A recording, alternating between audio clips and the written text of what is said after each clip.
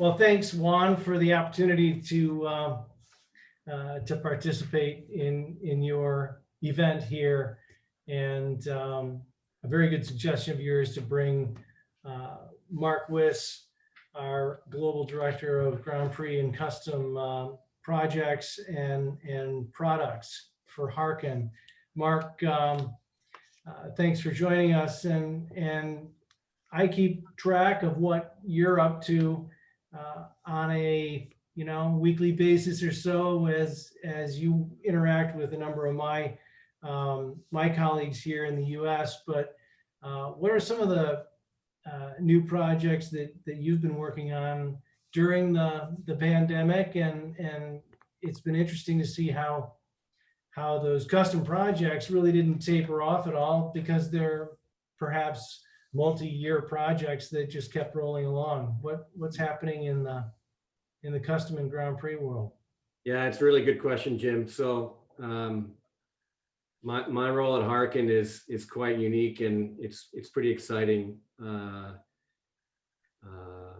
the director of a custom business. So my team around the world, including myself, is involved with basically all the yachts and Grand Prix boats that are built and that are sailing around the world. So talking about the America's Cup, we talk about the IMOCA class, the TP52, the mega yachts that are produced, whether they're a big cruising yacht full of shiny stainless steel equipment, or one of the mega yachts that are built for performance cruising and performance racing, if you will. It's quite interesting, and the team around the world is really set up, very specialized in the custom equipment that we design and we offer to the teams and the yachts, and then we support all those classes with aftermarket support, regatta support, and professional maintenance, a level of professional maintenance, something we call Pro Care, for all the big yachts as they move around the world. You're right. The COVID situation really did not slow down this market, for the most part. The mega yacht market is quite busy, and it's quite full right now. There are only so many shipyards in the world that can build large yachts, talking about 50-meter, 60-meter yachts, and there's a handful of them, maybe 5. And each of them can build about either 1 to 3 yachts at a time. So all of their sheds are full right now of sailboats, which is really nice. There's also, of course, the yards that build motor yachts, but that's not what I focus on. I focus on the sailing boats. When COVID came, those yachts are, of course, are owned by billionaires, and I think that most of them looked at the opportunity to, if they take almost 3 to 4 years to produce and build one, they didn't have any reason to delay it. Most of these billionaires are, let's say, older generation, and I think that maybe the COVID scared them a little bit, and they wanted the project to be accelerated, so they had the opportunity to use it in case they caught COVID, and so it pretty much went forward. I think I only saw 1 or 2 projects that were delayed or canceled across the globe because of COVID. And I think some of the owners, clients are good business people, obviously, and perhaps the continuing on the project was not good optics for their own company or their situation. So for them to continue building a yacht while maybe they had to lay off people or reduce their own business was not good. But this didn't happen too much. The other place that really kept going was the America's Cup. We have the 4 teams that are playing in the America's Cup right now, and Harken is supplying equipment to all of them. We are an official supplier to Ineos, the British team, and American Magic, the New York Club team. And of course, we're supplying equipment to all the teams as well. But the AC 75 has been a quite unique design, requiring a lot of new products for us to design and put a lot of R&D, research and development, energy and investment into finding to help them fly the boats. But that's been pretty cool. The rest of the professional sailing world, all the events were canceled, which is sad. And but I think everyone seems to be really motivated for next season and to start. So a lot of the yachts, the TP52s are, for example, are calling us to see what sort of things they can do this winter period to outfit the boats or find a little bit more speed in the maneuver. And of course, we have the IMOCA class, the IMOCA 60 class, which is a really healthy class. I think there's 30 boats, approximately 30 boats that'll be on the starting line for the Vendée Globe, which starts in November. Sailing solo around the world nonstop as fast as you can go on these crazy semi-flying, foiling monohulls is really incredible. They're averaging, talking about doing 600 miles a day on average, and that's really amazing if you think about it. 600 miles is a Bermuda race, Newport to Bermuda race, or 2 Chicago Mackinac races. You know, it's a long way in 24 hours. So that's really what's going on these days. It's keeping us quite busy. It's a lot of fun. It's kind of surprising that you know, with the regattas being canceled and everything, but people they're planning for next year, and so it's a good thing that the America's Cup is happening now, because that's not an annual event, and so when that comes along, it's additional business, and this time it's been a couple of 3-year design and build and rebuild and redesign project. You usually to go on site, meet with these teams and develop things in person. Has this been any different this time around? Not the personal engagement with, people who've become your friends over the last couple decades and working with them. Yeah, obviously travel is prohibited and restricted, mostly prohibited. And in a typical normal year, I'm on the road very frequently. A couple of weeks per month, I'm traveling somewhere internationally. I think last year I did 12 trips to Europe and a couple trips to where did I go? New Zealand. And so I spend a lot of time in airplanes and moving around and so forth. And that the COVID has stopped all of that at this point, which has its good points and its bad points. The technology has allowed us to continue to have good meetings, but I think if we didn't already have the relationships already in place, I think it would be almost very difficult to break into those arenas. If you're a new company or somebody with a new product, you don't know who to talk to, and you can't go there and knock on the door and try to set up a meeting in person. I think it'd be really challenging. So we're very fortunate that the teams, our team around the world has good solid relationships and a lot of experience under everyone. A lot of years at Harken and a lot of years sailing in general. And so we haven't, it's hindered us a little bit, but it hasn't. And we've been able to keep going. So that's good. Yeah, it's a good question. Yeah. How about your sailing personally? You tend to do quite a bit of different class sailing in the U.S. and you get to go do sea trials and everything. Been a different year, and I see the was that a J111 behind you in your backdrop? Yeah, With, yeah. with that family for decades, and that pretty much has stopped here in the U.S. Yeah, the sailing for me, I do a lot of sailing. I'm an amateur sailor. Um, the sailing that I do, I spend a lot of time racing, and over the last 20 years, I've set up racing with 3 different teams over those period of 20 years. One of them was a J24. Maybe I used to sail against Juan a lot in the 24 class. I stopped sailing J24s a while ago.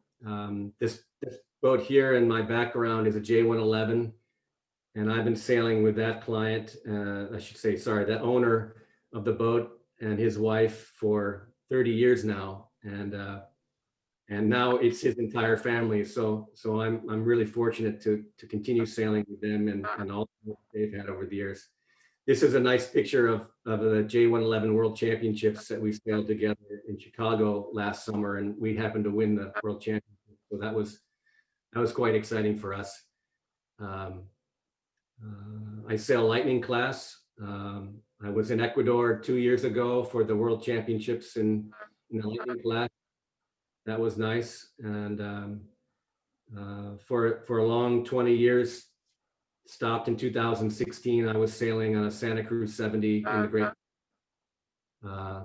called Evolution, and I grew up sailing in Lake Erie. So I'm from Cleveland, Ohio, and grew up sailing dinghies there, the Flying Junior and the Thistle.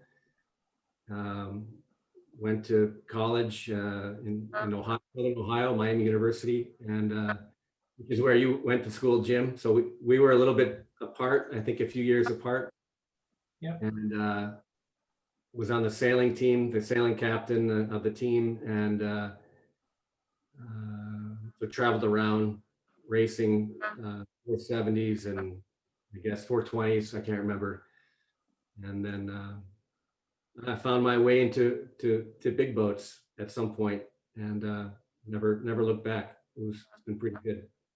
Interesting. I know no one has a crystal ball, but you had mentioned that people are still gearing up for and planning for next season. You think that might start with the Caribbean and in the beginning of the year, or are we looking at Great question. the summer, Really good question. I mean, March, April is when the Caribbean season starts, and actually, just recently, I've been talking to some of the captains of the mega yachts who generally go there and do the the St. Bart bucket and the Antigua Race Week and these types of events. And I think at this point, the organizations haven't yet confirmed if the events will happen. Right. I think they're all hoping to, but I think a lot of the islands are still closed to visitors, and a lot of those, at least in the mega yacht world, not necessarily the normal sailing boats, racing boats, but when they have a race like a bucket race, they'll fly in 20 or 30 people, pro sailors from all over the world, and you could have a few thousand people from all over the world coming into one event, bringing in, and I'm not sure the islands are ready for that. So Right. we'll Almost see. has to be globally open travel to make it really happen in the same manner that it has in the past. Because 20, 30 people with support crew and staff for some of these large yachts. We'll see. I know actually the J111 class just made an announcement today.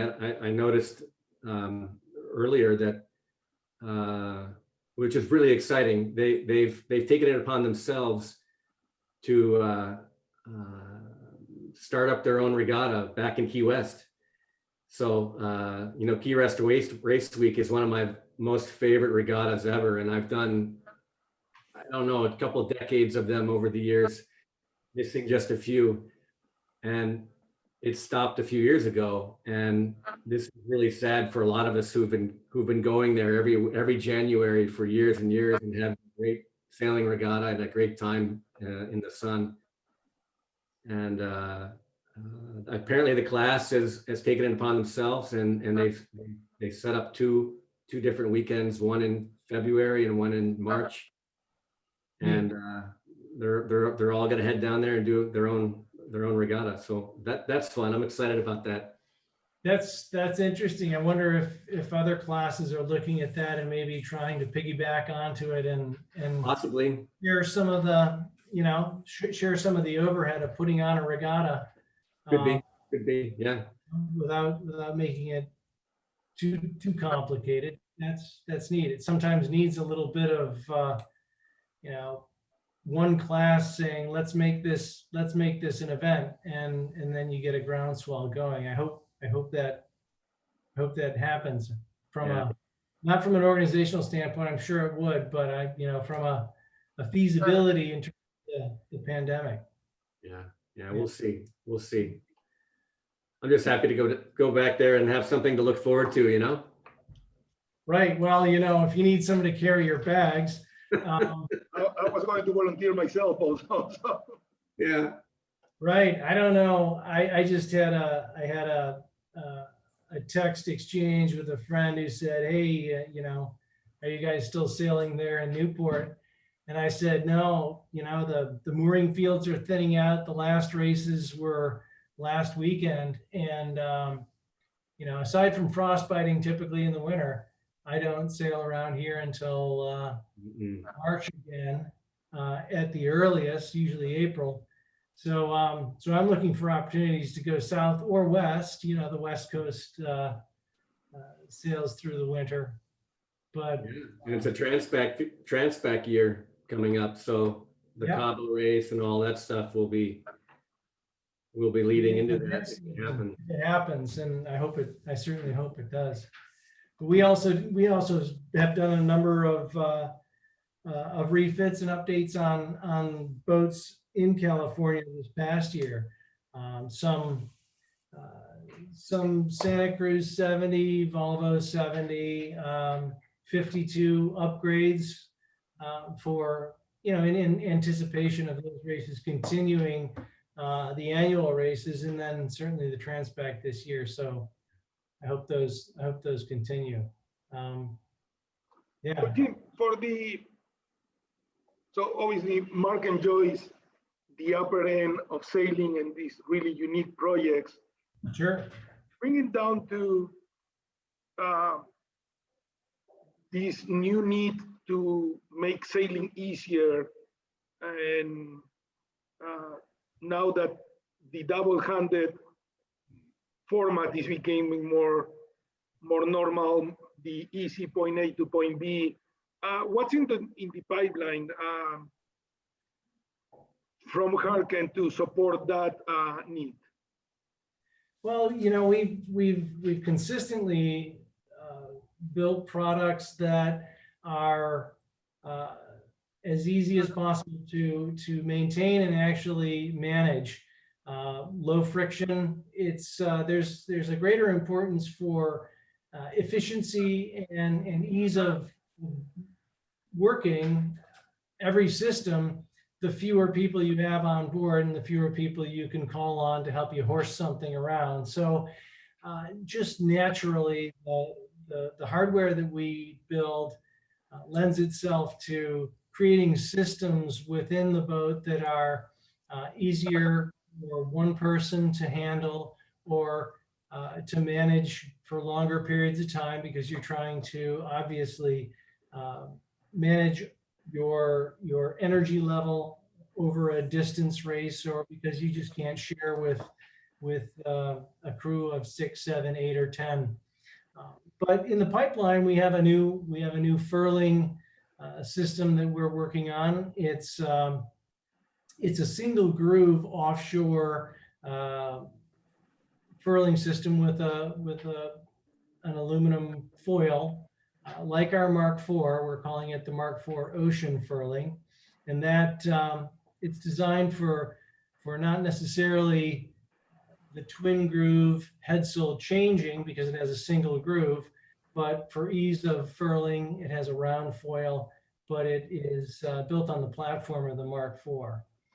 Also, new product that we're developing for launch early in the year is a collaborative effort with Vangmaster. Doug Grant, who developed the Vangmaster a couple decades ago, and Harken have signed an agreement that we'll do the marketing for him and add our hardware, obviously, to the pneumatic return Vang instead of a mechanical spring return Vang. This one is pumped up with a simple bicycle pump to get the right return force on the Vang, to hold the boom up, to adjust your leach tension, opposing it obviously with a mechanical purchase system.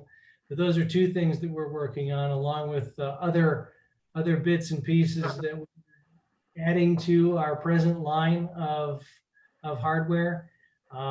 You mentioned that we you mentioned or asked me if we were working on anything to make it inherently easier to say single-handed or double-handed.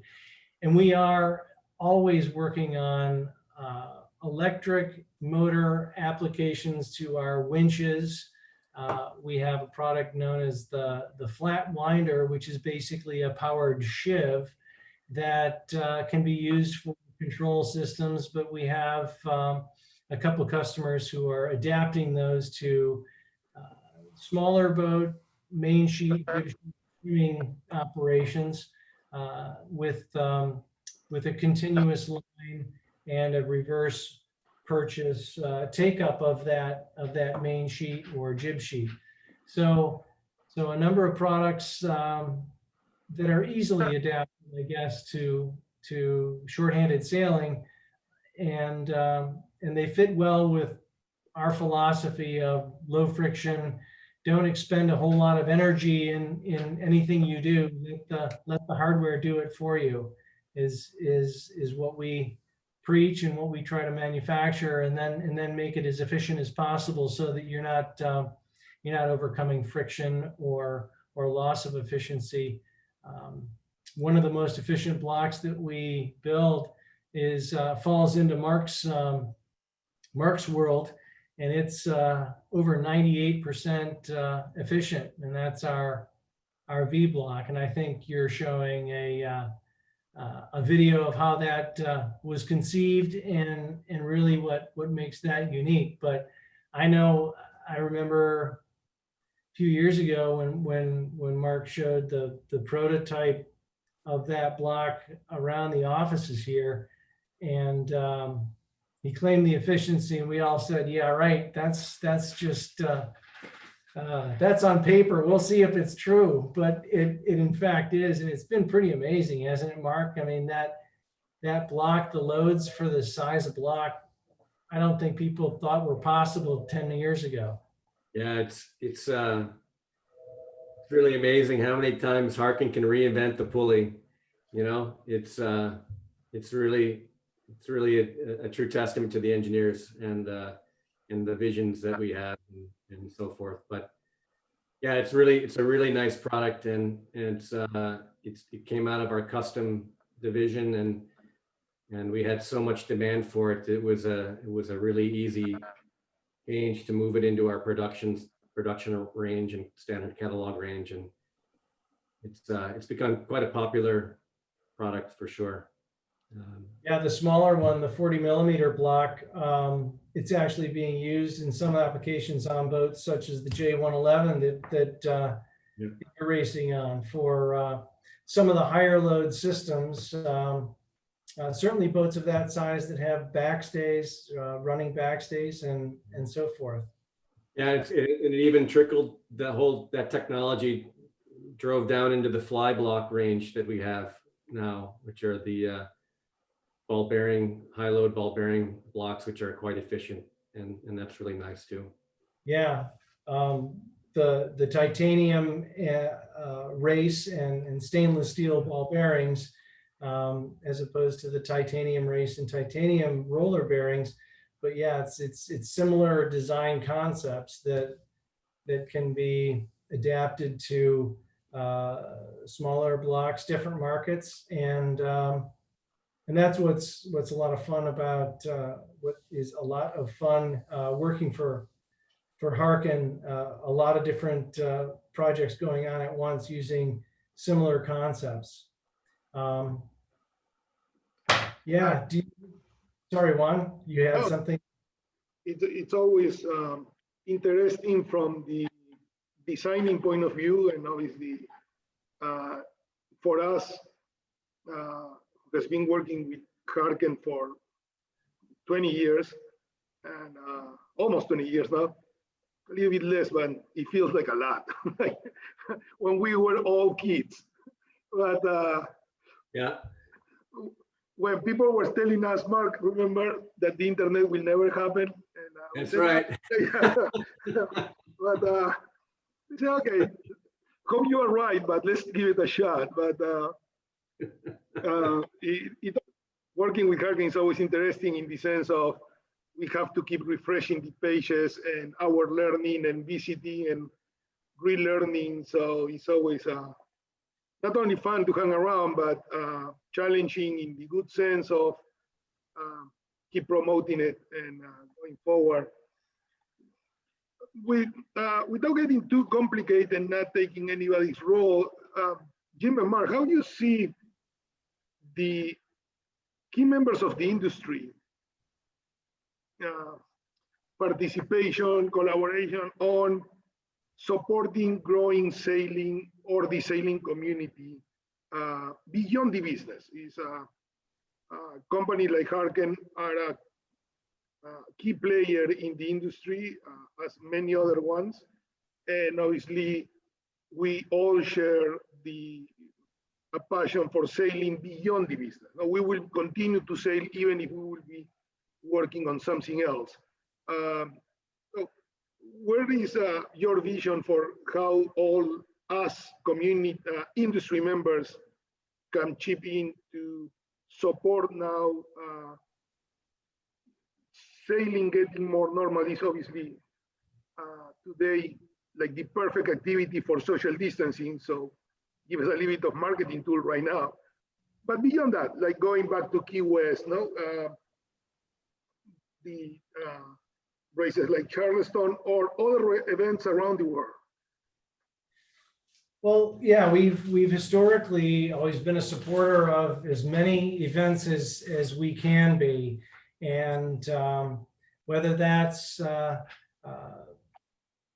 helping to promote or underwrite a regatta, or having our technical team there supporting the event, we're always going to be involved in the racing side of the industry, of our sport, because that's where a lot of our roots are. I think what we see out of this last year is the opportunity to engage with clubs that are holding more local or regional events, cruising rallies, as well as because the family aspect of sailing together and perhaps cruising in rallies and that sort of thing, I think is growing in popularity just by nature of not being able to put full crews on boats, and families recognizing or being reintroduced to the ability to spend time together in their pod or their close network that they have established and stuck with through the pandemic.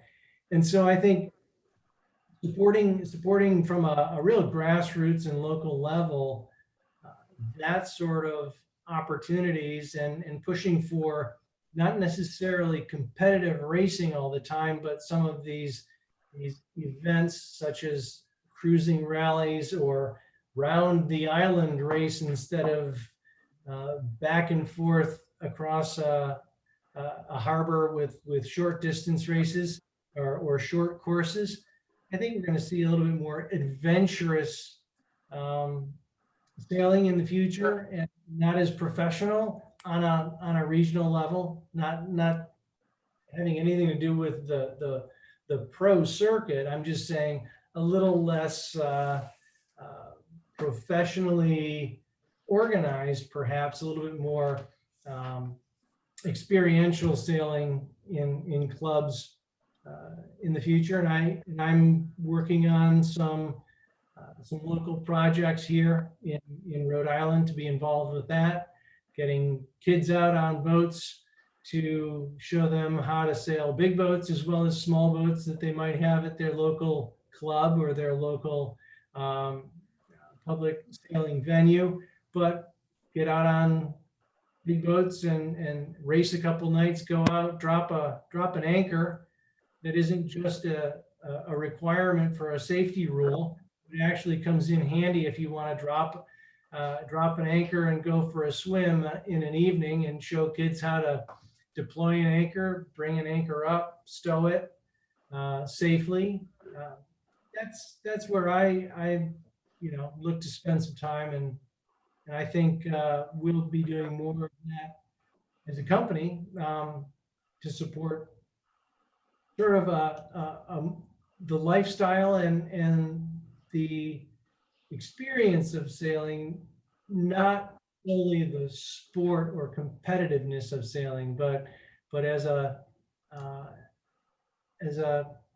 leisure lifestyle, I guess you might say. And don't forget, we've got the very strategic Harken Blockheads program that is more or less a worldwide event with all of our offices around the world, where we are looking to support junior sailing, youth sailing, and activities around that, and trying to teach them about the technical side of how to rig your Optimist dinghy or your Flying Junior or whatever, and why those things happen, why a 2-to-1, 3-to-1 purchase, why it's necessary, what it does, what it accomplishes, and try to help them learning about how to rig their boats or how to tie knots or things of that sort. Yeah, That's really nice. It's applying the science and the physics to actually what they're doing, not just jump on a boat that's pre-rigged and go, but understand what you're pulling on, why it runs through 3 or 4 pulleys, and how to put that together yourself. Something that I think we all 3 grew up inherently learning as a part of our development in the sport or the pastime of sailing, but it seems to have fallen by the wayside in the last couple decades, and we're trying to add a little bit more value back in from a lifelong appreciation for the sport and all that it can teach us. I know that it was my high school physics teacher who clued into the fact that I like to sail, and he actually created some special assignments for me that were based around mechanical advantage and levers and all sorts of different things that actually made the physics class interesting to me.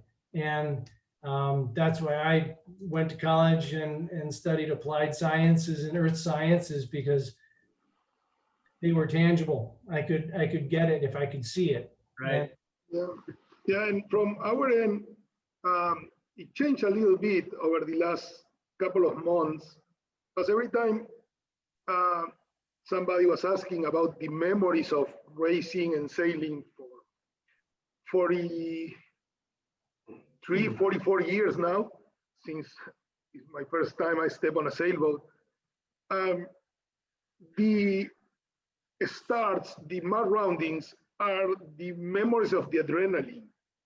But what during this time I miss the most is the traveling, the dinner with the crew, everything that gets you to sailing. And not that I'm saying sailing is not important. It was the perfect excuse to spend a great weekend. and became a great platform to be with friends that otherwise we will be each one working, rarely we'll see each other, or families will get together, not for Thanksgiving, but for the weekend regatta. So it brings that closeness of friendship and events. And if you think about it, putting a regatta together, the easy part is dropping the marks on the water. It's the tent after racing, the get together and all the lies that we tell about what happened on the water that became good laughs, no? When we're playing warplanes with our hands trying to explain that you were not crossing, no? And I will say, yes, I was crossing by a mile, and I don't know how you hit me. Okay, so, but that's what I miss the most. And I think it's important for us as a company to keep reminding the community why we bought a boat and why we went sailing.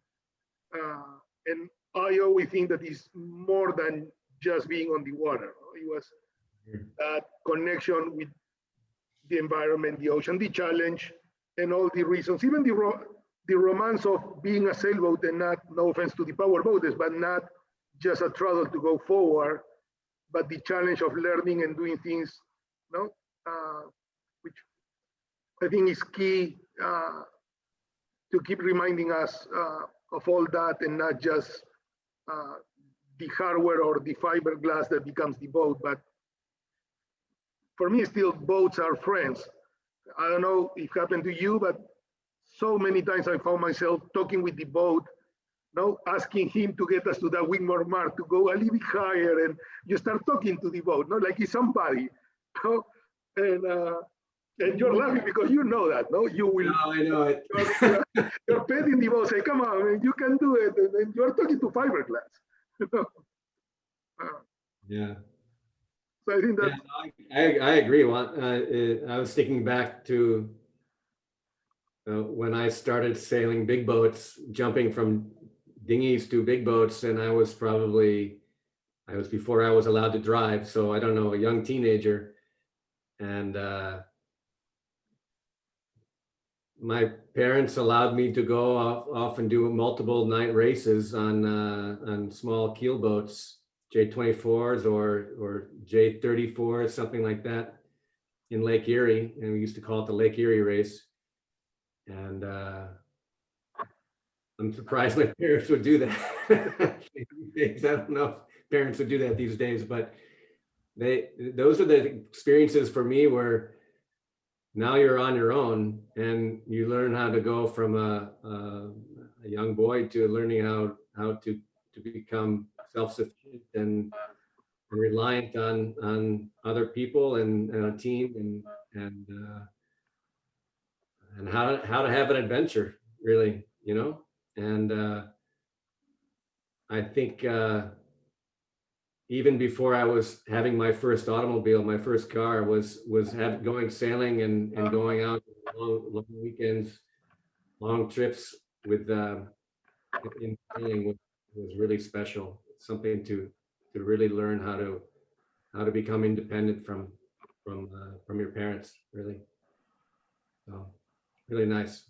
You learn a lot to be when you're out in trouble and with just a few people and you have to figure it out on your own. You can't.